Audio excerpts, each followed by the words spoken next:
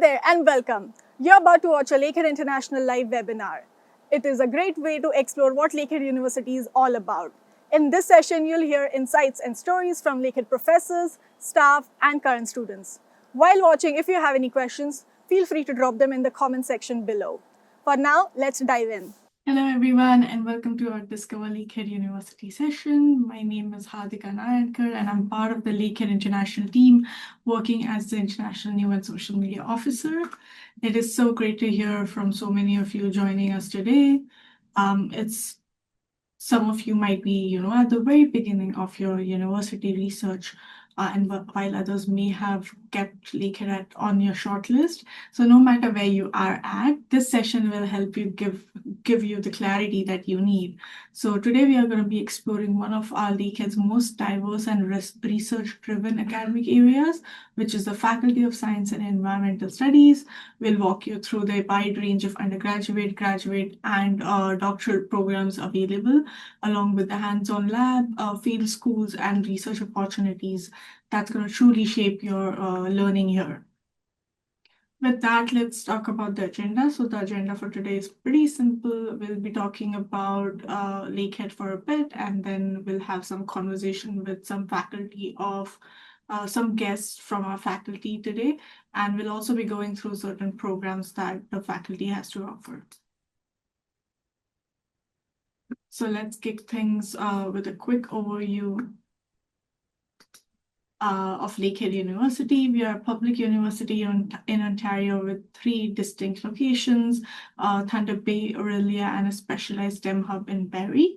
So what really sets us apart isn't just the location, it's the community that you'll find here. And life at Lakehead is way, beyond just sitting in lectures and taking notes. It's about connecting with your peers, your professors, and building friendships. Now, I know rankings aren't everything, but they do give a sense of our impact. And Lakehead is in the top 3 in Canada for research in our category. Times Higher Education has ranked us #1 in North America for universities with under 10,000 students. Maclean's has consistently placed us in the top 5 in our category in Canada. So even though we are considered a smaller university, our achievements are anything but small. Class sizes is another really good thing that students really appreciate. Instead of, just huge lecture halls, we focus on smaller, more personal classes. So in Thunder Bay, the student to faculty ratio is 15:1, and in Aurelia is 13:1. That means that you'll get more opportunities to ask questions, participate, and also really connect with your professors. Diversity is another highlight. Students come to Lakehead from over 90 countries, so every classroom is a chance to hear different perspectives, share experiences, and also learn from your peers. Now, life after graduation, the results speaks for themselves. So we have 96.2% of our graduates who are working within 2 years, which is higher than the Ontario average. And that tells us how our students leave here ready and confident and well prepared for whatever's, comes next. Talking about why choosing Canada, it's a more broader subject. So there are a few big reasons why you should choose Canada for your studies. For starters, Canada is consistently ranked top 10 greenest countries in the world to live in.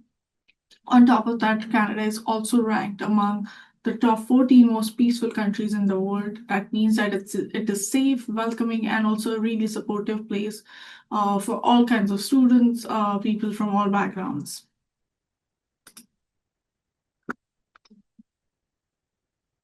Canada is also one of the best places in the world to live, thanks to its high quality of life, safety, and also the peaceful environment.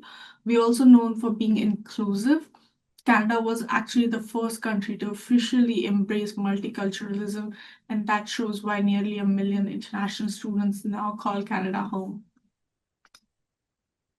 Talking about employment, so once you're here in Canada, while studying, you can work up to 24 hours per week during the semester, and it is a great way to cover any kind of expenses that you may have and also build your resume. And once you graduate, every Lakehead program makes you eligible for a post-graduation work permit, which could give you up to 3 years of open work permit in Canada. And looking ahead, you will also receive extra points for your Canadian university degree when applying for permanent residency. And with that, we'll be moving forward to discussing the programs and a little bit more about the faculty of science and environmental studies in general. So as we continue, I want to give you a clear overview of what this faculty offers and how to find the programs that fits you best. So you can start by asking yourself a simple question. So what do I actually want to study? And to help with that, our programs majorly fall into these 4 themes: environmental and science and policy. These programs focus on how humans interact with the environment. You'll learn about systems like the hydrosphere, atmosphere, ecosphere, and develop the scientific skills to evaluate environmental challenges in a responsible, evidence-based way. The next one is life sciences. These programs explore living organisms. You study life from microscopic level, all the way to humans, using a multidisciplinary approach to understand how biology and biological systems function. The next one is physical sciences and mathematics.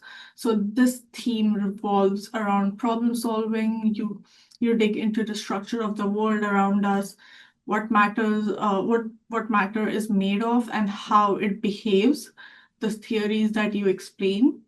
You'll also use dynamic modeling to understand complex systems over here. And the last one is technology. So these programs focus on the tools and techniques we use to analyze data. You explore communication, information systems, and also human-computer interaction, all with the goal of shaping the future through tech. And with that being said, these are our undergraduate programs. So we have one of the most diverse collections of science-related programs. Some of the most popular include applied life sciences, biology, chemistry, computer science, environmental studies, and science and sustainability. So for students who are not sure yet, we also offer general science or our 1-year science program. Most important thing to note is that you can customize your degree. So double majors, minors, any kind of concentrations or concurrent education, you can build something that really fits your goal. Talking about the graduate programs and doctoral programs. So for students joining us after a bachelor's degree, we offer master's program and PhDs across areas like biology, chemistry, computer science, physics, and environmental sciences. So if you want to explore research or pursue advanced studies, you'll find a route that fits you well. Now, what makes this faculty stand out? So at many universities, advanced equipment is reserved for upper year or graduate students. At Lakehead, students start working with real lab equipment as early as first year.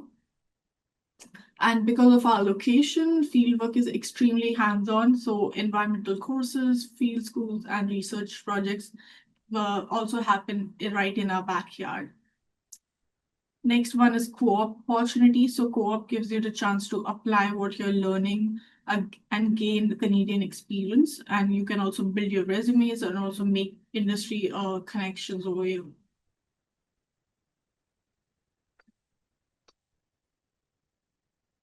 Talking about the career outcomes, so the career paths are wide-ranging. Graduates move into fields like tech, healthcare, environmental consulting, research, government roles, data science, and also so much more. So the faculty is very broad, so the opportunities are also very broad. Now it is time to shift some gears and also hear from our guest from the faculty directly.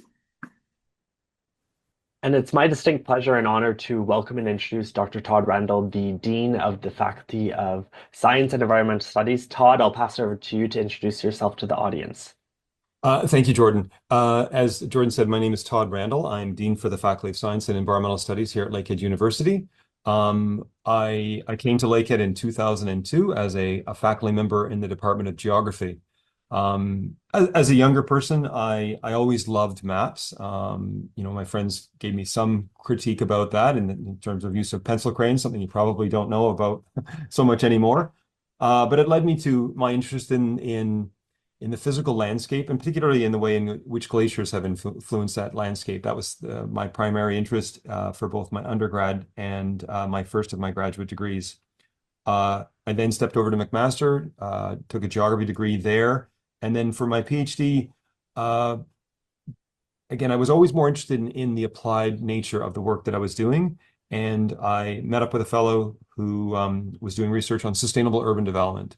And so my geographic background on looking at the spatial distribution of things, understanding how cities were planned, and sort of really lended itself well to thinking about a better way for cities to be built into the future. So came to Lakehead, again, a relatively small school, in a small department, I should say. And, I teach courses in GIS, I teach courses in urban planning, as well as in my initial love of sort of glacial and other related landscapes. Incredible. I didn't realize that your journey was so rich in terms of your different studies, but also then where you've been in terms of those degrees that you've accomplished. So congratulations to you. I know academia is a journey and there's continued learning through academia. On that note, I think it's always great to chat a bit about your pathway. So from geography, now leading an entire faculty with so many programs and such a broad range of different types. Could you share with the audience sort of what it's like to step into that role and what you've accomplished in your deanship? Well, so I was a faculty member for about 10 years or so before an opportunity came up. At that time, we just needed an acting dean for 6 months. Somebody had stepped out of the role for a short period of time. I think as a geographer and a planner, I was always interested kind of in planning and logistics and administrative type work. And so, and I have a good foundational background in science. And so I think as the dean for the Faculty of Science, and we have 10 departments across our two campuses, and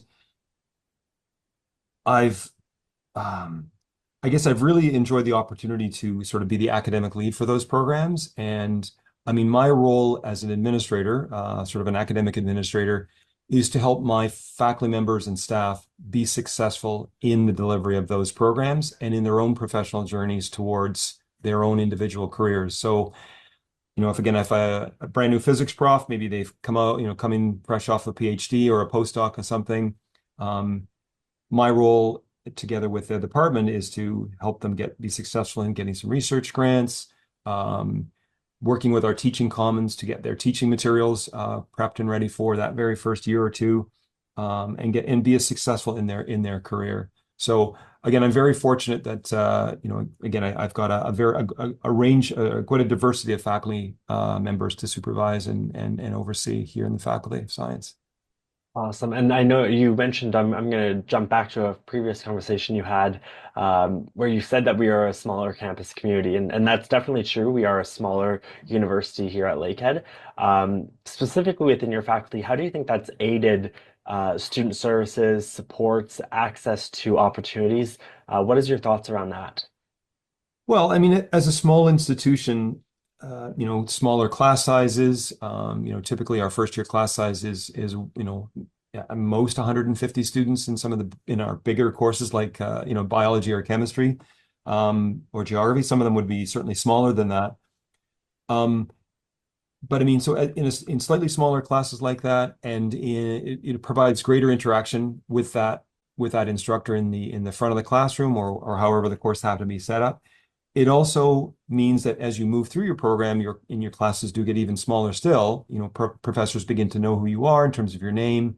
You'll learn more about their own personal research interest, and there are opportunities that faculty take on students either as thesis students during your undergraduate degree or as a summer research assistant, where you can get some hands-on experience and learn about research either through one of those kind of training opportunities.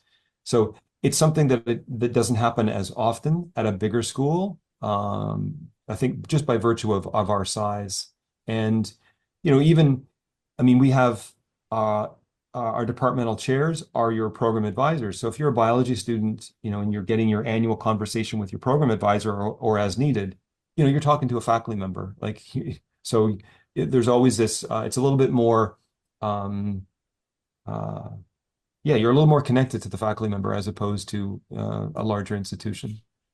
Certainly, yeah, and of course, drawing on those connections and establishing those relationships early on in your academic journey, I think has led to great success in terms of both employment opportunities, summer job opportunities, and then even furthering education. So, for our audience sake, could you share more with them as to what they can anticipate after their Lakehead degree? Where do the students typically go, or where do we see them move on to?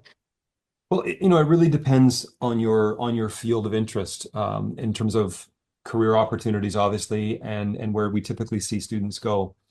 So again, in the Faculty of Science, we have everything from anthropology, biology, chemistry, computer science, a number of environmental programs, physics, and so forth. All undergraduate degrees could lead to advanced study if you want to do a graduate degree, a master's, or even onto a PhD. But many of our programs, things like chemistry in medical science or applied life science, biology, those students find themselves interested in a professional programs such as medicine or pharmacy.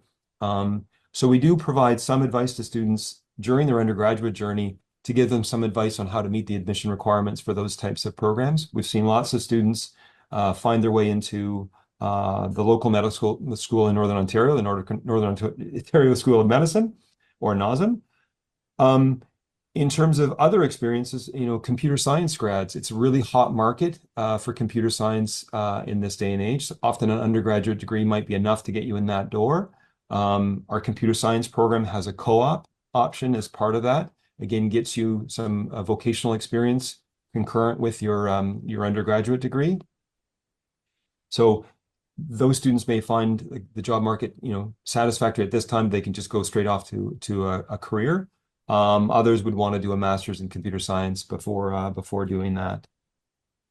Very interesting. And obviously looking ahead within academia, it's natural to think, what does the future hold? So what is your vision for the faculty, or what's on the horizon for future students in the years to come? Well, we're working on some exciting initiatives in the faculty. We've had students. We have a number of partnerships. So we have a partnership with Confederation College in our Thunder Bay campus. We have a very successful partnership with Georgian College in Simcoe County. In Simcoe County, we've had 4 programs over the last 6 or 7 years in partnership with Georgian. One of our programs there that's been very successful is computer science. We also have environmental sustainability and applied life science in that Simcoe County. We are seeing growth in Simcoe County in terms of student enrollment and program development. Very excited to be working on a new STEM hub with some engineering programs and computer science, likely to be in the city of Barrie. Another exciting partnership for Lakehead University is our partnership with the University of Guelph around addressing a long-standing shortage of veterinarians in northern and underserviced areas of Ontario.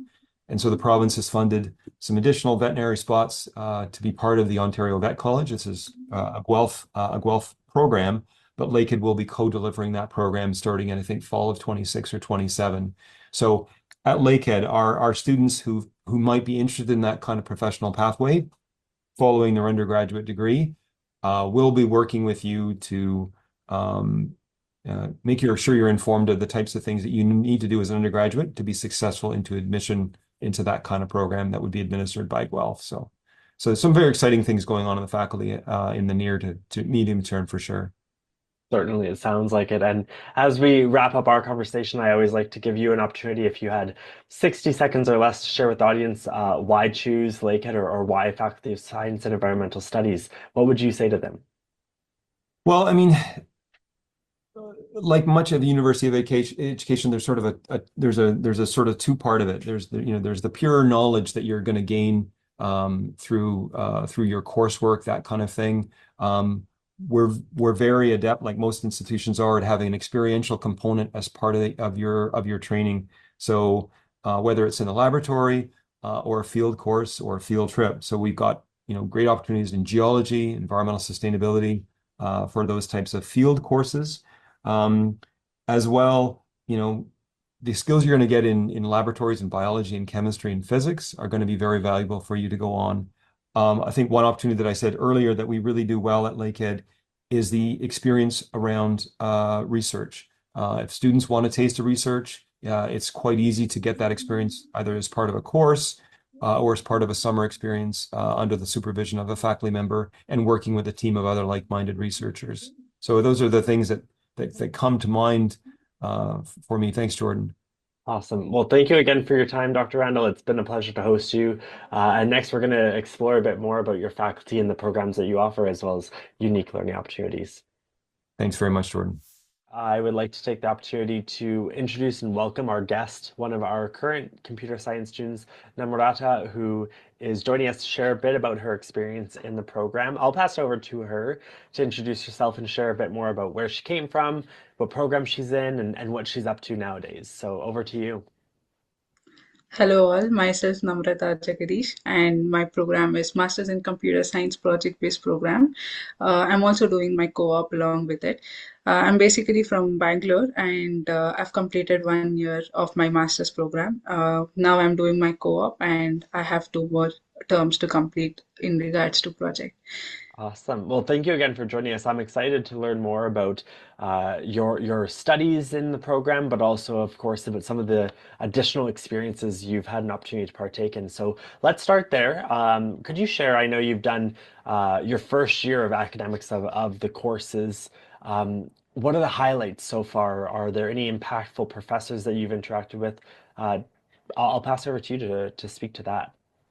Yes, definitely. So I would say Dr. Al from my big data class. So he laid importance both on how to write a research paper as well as on the project. So this built a strong foundation on the concepts, and he continues to be a good support. And another professor I would like to mention here is Dr. Fihati from my research class, where she made sure that everybody were knowledgeable with regards to research and how to write a paper right from the scratch until how you write do a project and come up with a paper to that.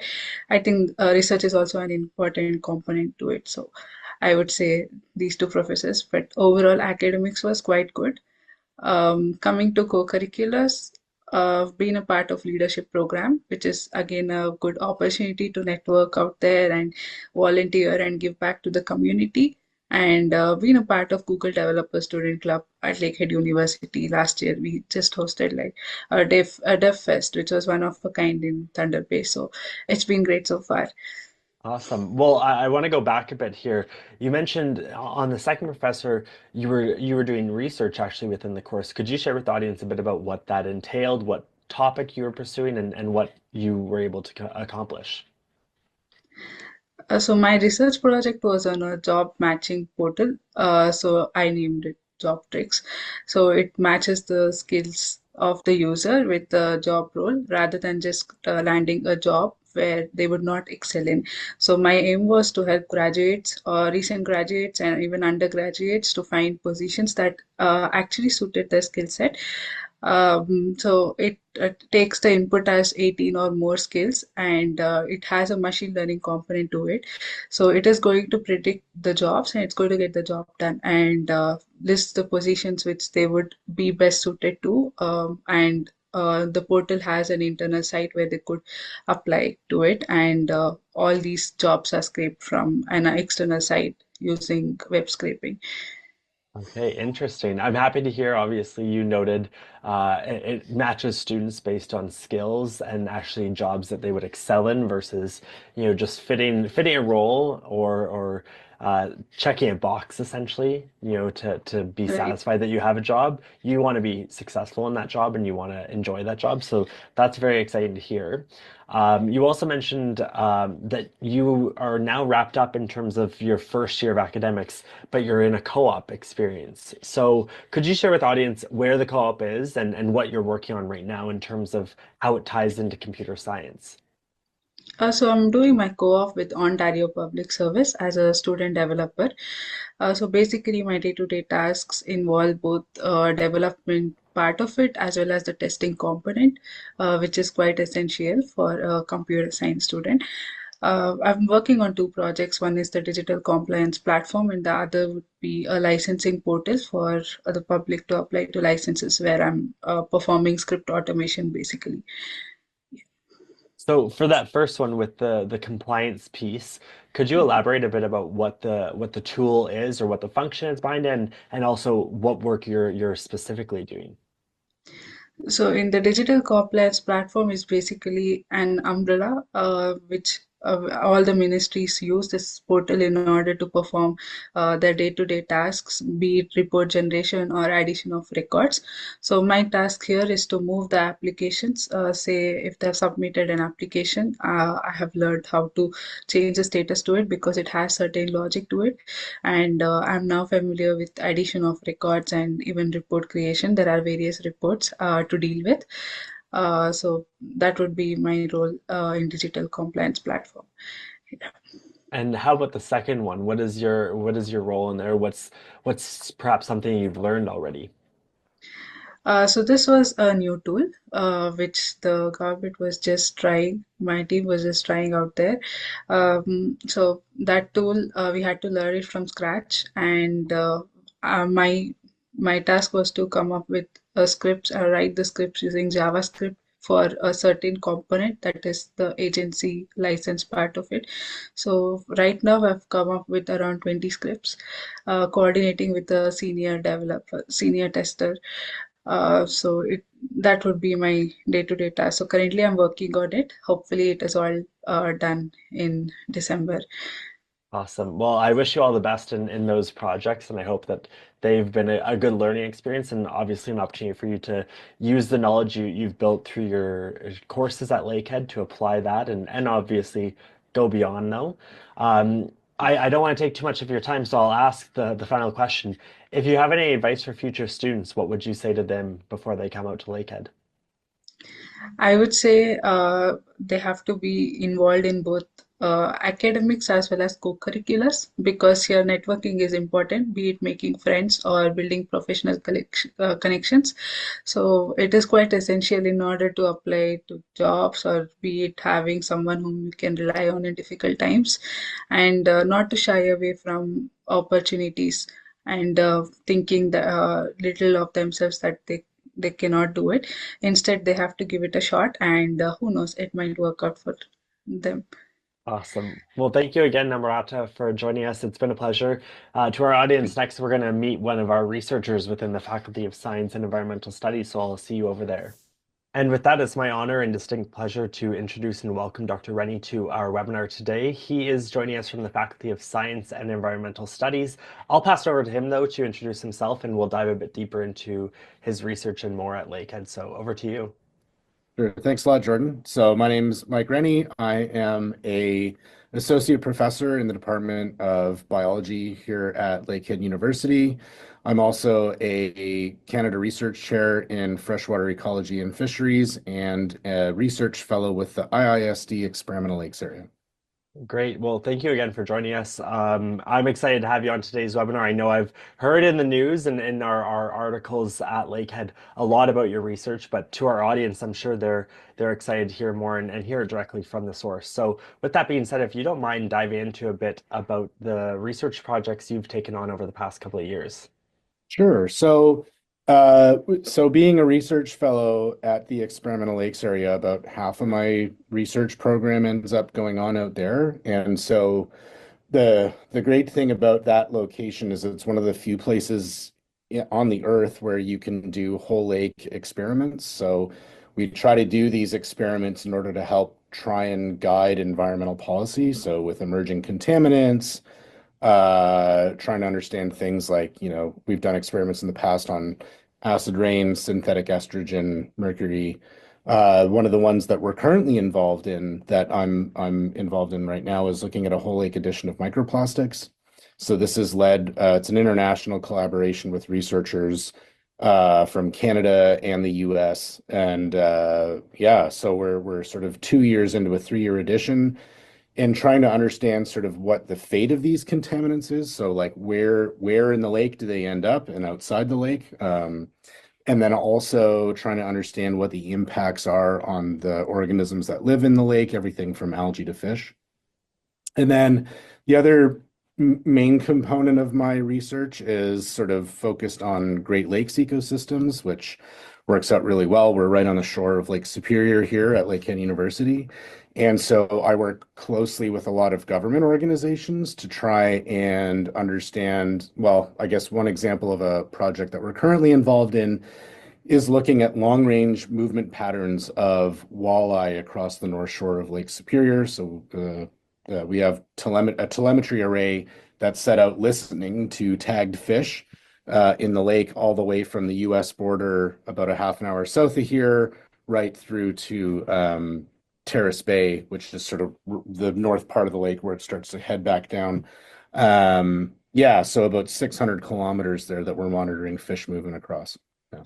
So no small feat, to say the least, in terms of the scale of that research project. But I understand that the experimental lakes research group in that area itself is also quite vast. Could you share with the audience a bit more about what the experimental lakes project is in terms of who's involved in it, aside from just you at Lakehead and its reach, essentially?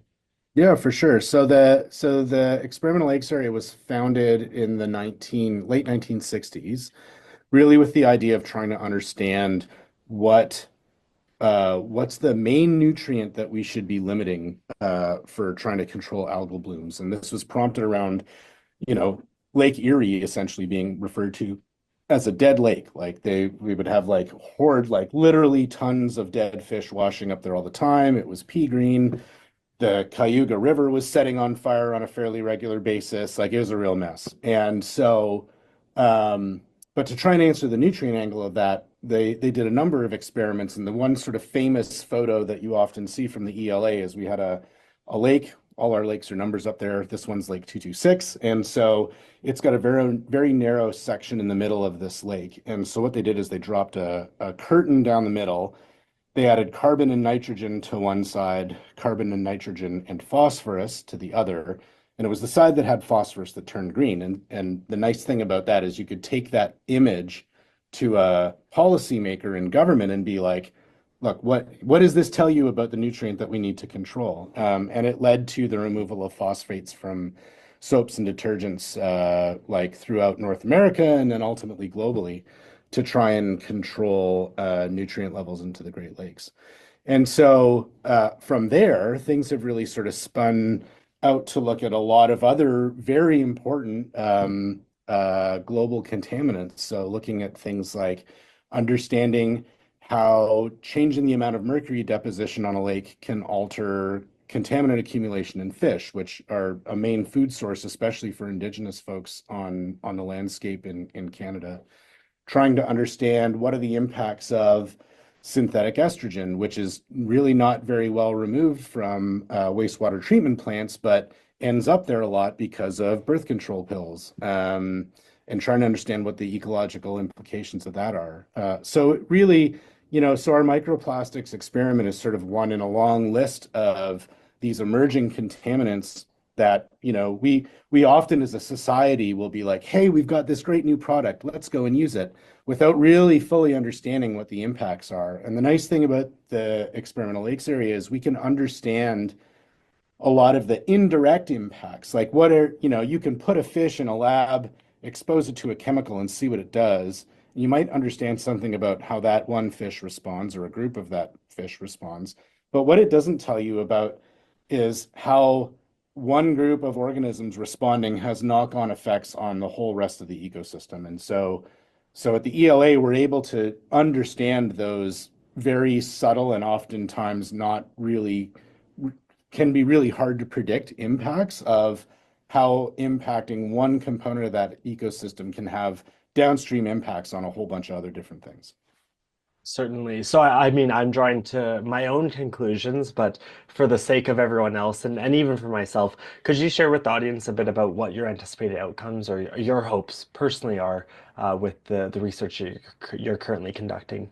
Yeah, sure. So whether we're doing Great Lakes work or work at the experimental lakes area or elsewhere, a main push of my research is to try and do work that's going to help inform better environmental policy and ultimately help provide information to help us understand how better to restore ecosystems from an impacted state. So a lot of the work that we do at ELA goes directly to informing policy, like what are safe levels of contaminants that can go in the ecosystem before you might expect to see impacts.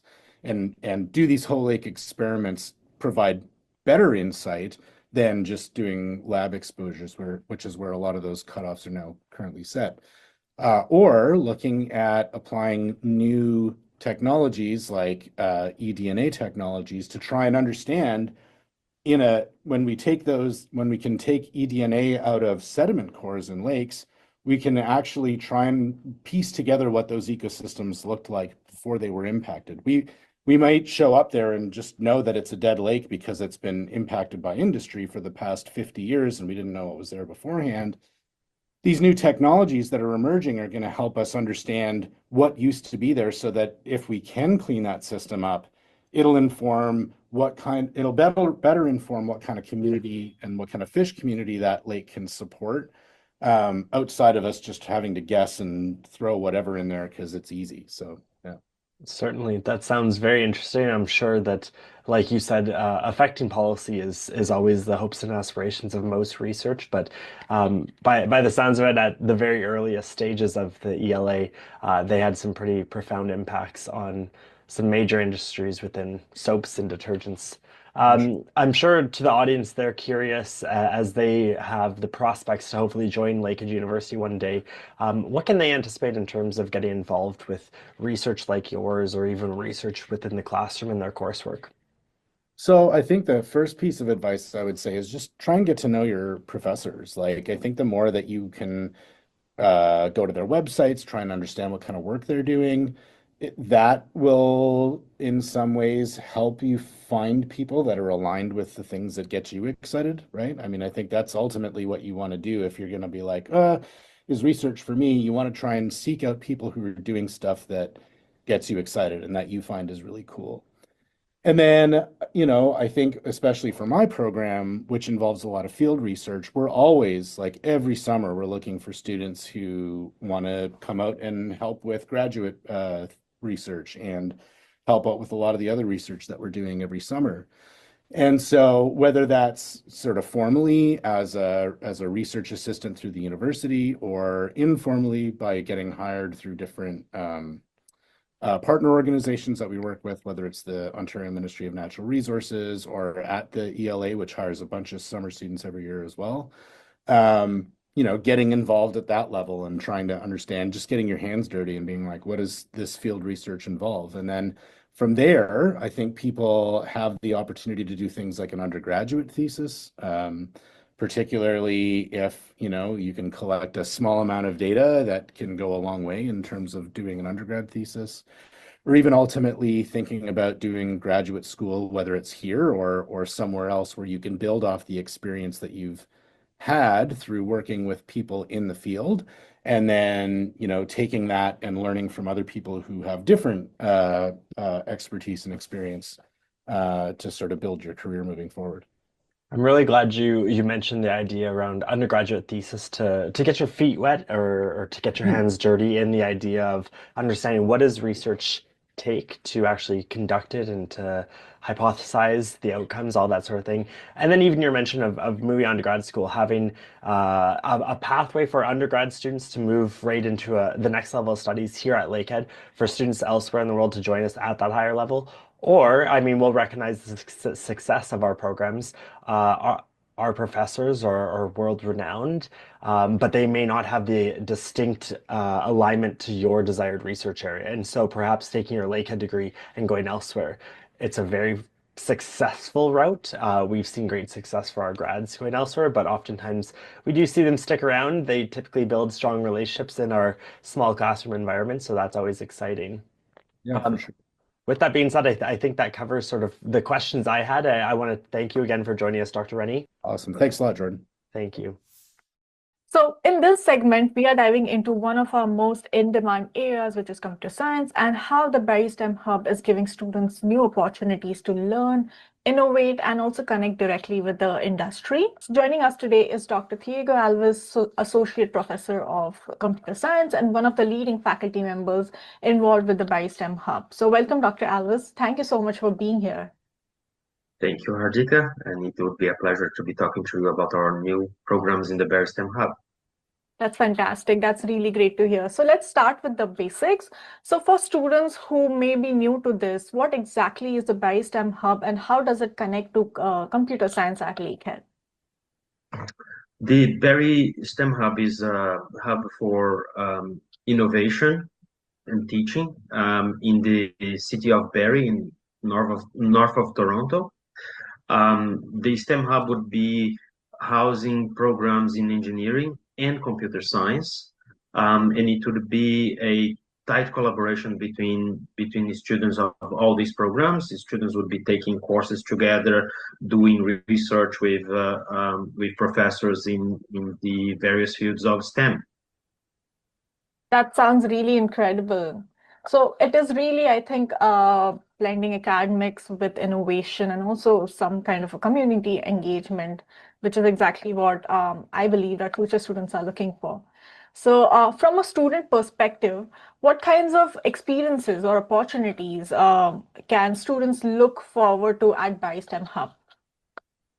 Well, at the Berry STEM Hub, we'll have a very close connection between researchers and students, the professors and students. So the environment would allow students to really engage in research and innovation and create a portfolio that would be sought after by industry. In the Simcoe County, where Barrie is located, there is a high demand for skills in manufacturing. And nowadays, just an example of the opportunities the students would be exposed to, there's a high demand for AI in manufacturing,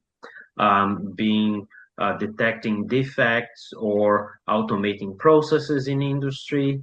And the industry in Simcoe County is leading in manufacturing. For example, we have the Honda plant in the county that uses AI to do a bunch of tasks in their production line. We believe that our students would be enabled by the education that we offer in the STEM Hub to create an impact in the community, improve industry output, and also feel fulfilled by knowing that their skills will be in demand for a long time. That's, I think, is a really game changer, like having that hands-on experience, also the applied experience while you're still studying, is gonna give the students a really serious edge before they graduate, of course. Can you talk about more about the programs that Berry STEM Hub offers for our students? Well, it's a very good segue because we are going to offer the classical computer science degrees in the undergraduate, master's, and PhD level. In the undergraduate and master's level, there would be co-op options available so that the students can integrate that industry experience in their degrees. We'll be offering the honors bachelor's in computer science with a co-op option, but the students could choose as well not to take the co-op option if it's of their liking. In the master's level, our flagship program would be the master thesis with specialization in AI. This program is one of the few programs in Ontario that is affiliated with the Vector Institute for AI, one of the largest institutes for AI in North America. The students in the master's program, the thesis and project options, would have the opportunity to take a co-op as well if they choose to do so. And we would also be offering a course-based master's where students would primarily be taking courses and upskilling to be ready for industry. So these would be the main programs that we would be offering.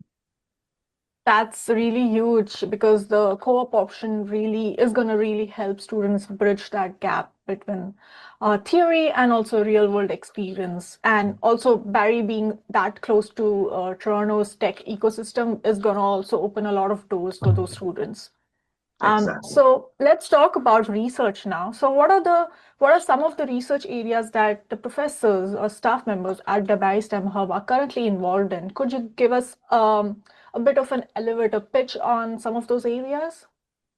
So we have at the moment research capacity on robotics and AI with me.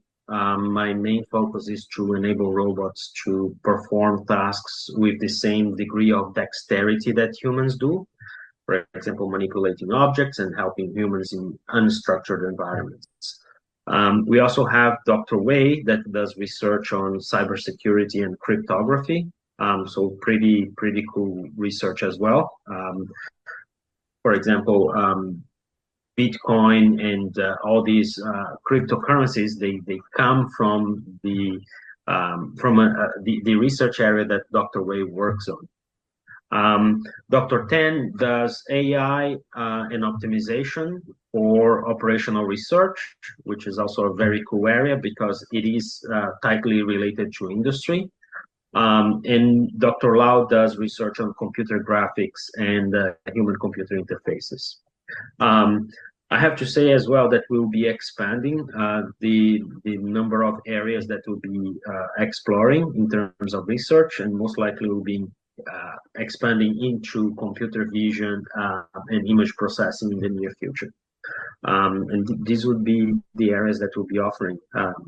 These areas are in demand in industry. There is a lot of robotics companies nowadays.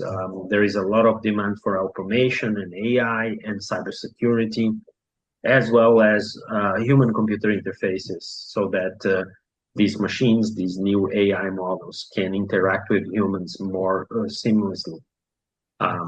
Yeah. Wow, that's really the kind of cutting edge research that I really love, and I'm sure our students will love that too. And it's really exciting to see that our professors and staff members are also involved in such exciting projects and exciting research. So that's really good to know. My final question to you is, what should students expect or maybe look forward to if they choose to study, let's say, computer science at the Barry STEM Hub? Well, we believe that we'll be offering an experience that is unique because the students will have smaller class sizes, they would be closer to their professors, they would be able to develop that relationship, that intimate relationship that would help them better understand concepts and processes and new trends in research and also to learn how to apply their skills in industry, because we are in a location that is really privileged. There is a lot of industries in Simcoe County, and as you said, we are 1 hour away from Toronto. So students would also be able to explore opportunities in the Toronto tech scene. I think that it will really be a hub for innovation because it is concentrating engineering and computer science programs, and these programs would be able to develop some synergy and explore ideas that are not very common in a regular campus. So I think it would be really exciting for us to see that computer science and engineering will be developing these new relationship, and the students will definitely benefit from it. That's a really great way to put it. Like, I'm sure students can expect a personalized learning experience at Berry STEM Hub. And they also have smaller classes, which means more interactions with the professor, more collaborations with peers, and also more opportunities to stand out. And as you mentioned, it is a hub that is designed to encourage innovation. So I'm sure there's a really good future at Berry STEM Hub. So thank you so much, Dr. Alves, for sharing that insight. It's clear that Berry STEM Hub is going to be opening exciting pathways for students, both in research and also real-world opportunities. So now let us move on to the next part of the session. Thank you everyone, and I hope that I can meet you guys in the Bear STEM Hub. Perfect. All right, now we'll be moving into our Q&A session. So please send in your questions through the Q&A box below, and we'll do our best to address them. A huge shout out to Paula, who has been answering a lot of questions behind the scenes. So thank you so much. And if you have any questions or want to connect with us further, feel free to drop a comment or just reach out on social media. And we are on Instagram, Facebook, YouTube under Lakehead International. Just in case you're curious about student life, any kind of upcoming events, scholarships, or just want to hear from directly from the current students, those platforms are a really great way to stay in the loop. Yeah, and in case you have any questions after today, you can email us at welcome@lakeheadu.ca if you have any questions. So with that, thank you again so much for joining. We really hope to see you at one of our next live webinars. And even more, we'd love to welcome you on campus as a Lakehead student someday. Thank you so much. Bye. Thanks for watching. If you have any questions, feel free to drop them in the comment section below. You can connect with us on social media. You can find us at Lakehead International on Facebook, Instagram, and YouTube. We hope to see you in our next live webinar. Bye for now.